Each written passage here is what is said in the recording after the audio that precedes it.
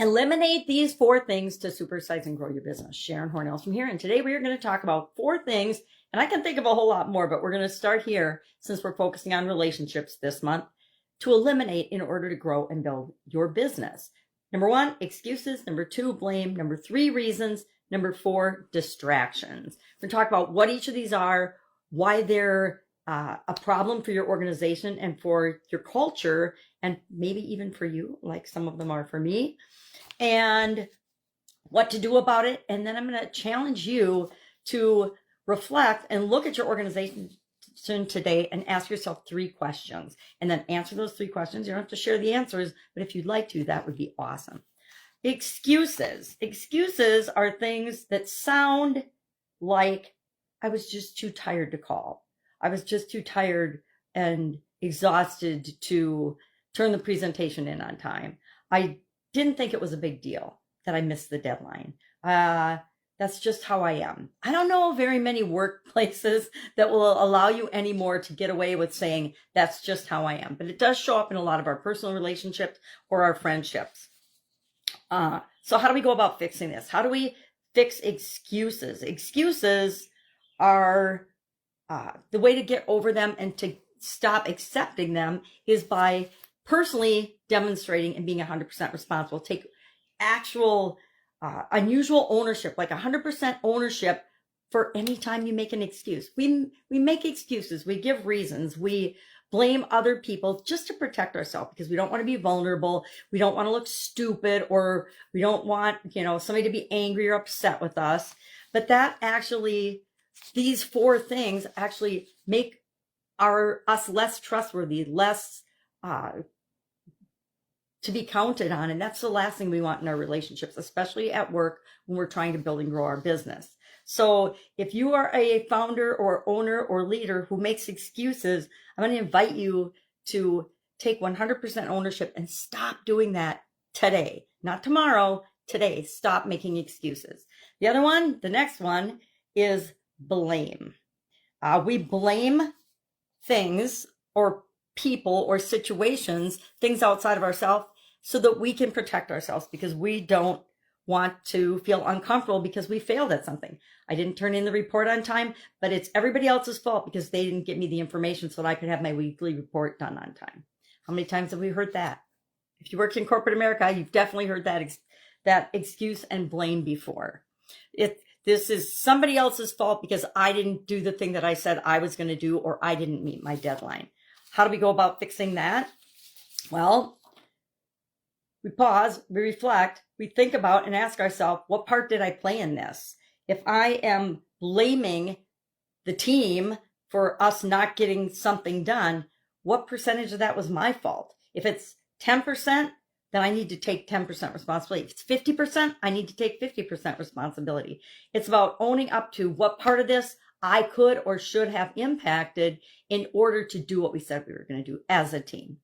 Reasons sound a little bit more reasonable on the surface, and they feel a little bit more legitimate than excuses, but they still have the ability to block and damage our relationships.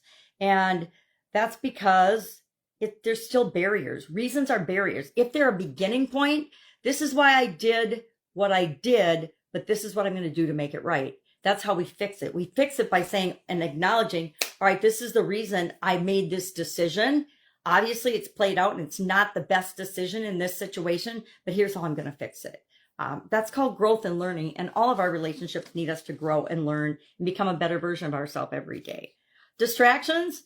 This is a biggie. This has been a biggie for at least it's always, but for the last 2 decades in my life and in probably your life too.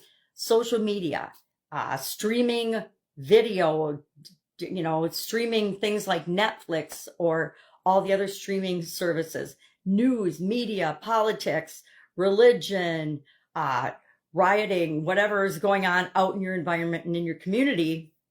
And there's been a whole lot of distractions depending on where you are in your life cycle. Like, I was a lot more distracted when my kids were young and I was raising my kids than I am now.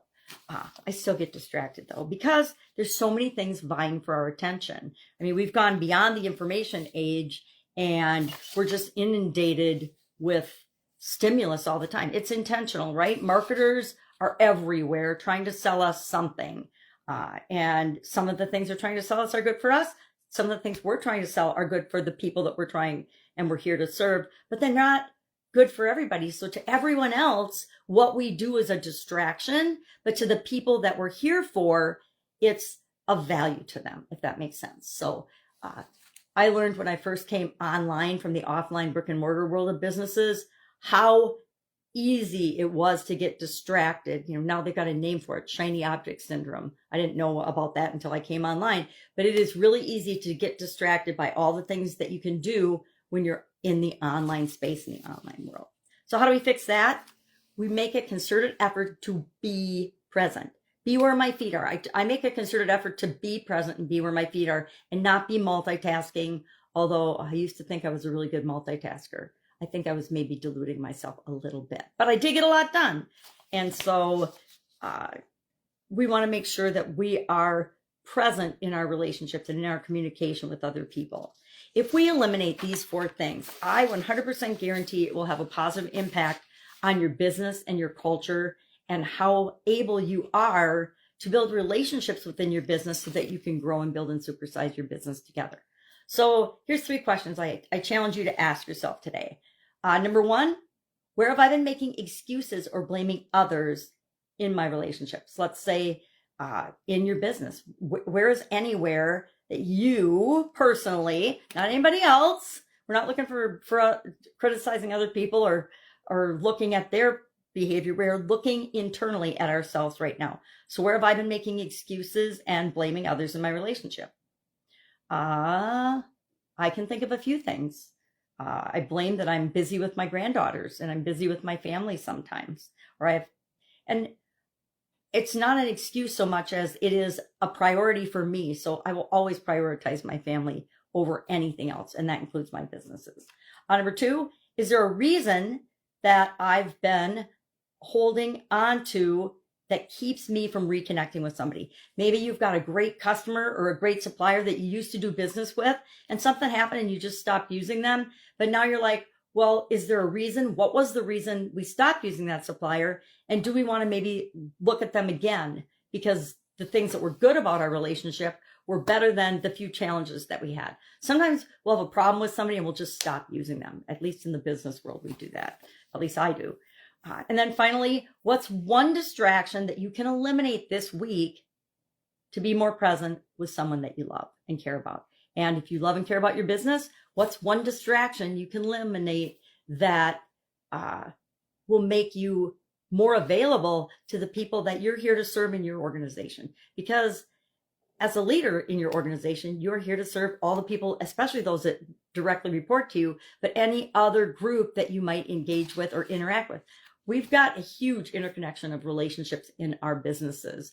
And most of them we take for granted, right? Because they're part of our business structure. And we just assume that those relationships are solid, but a lot of times they're not. We should never assume. But assumptions should be on this list too, maybe. Maybe we should get rid of assumptions.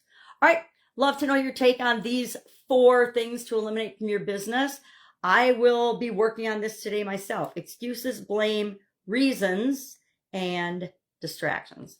All right. Have an awesome day. If I can help in any way, ask. Otherwise, I will be with you tomorrow.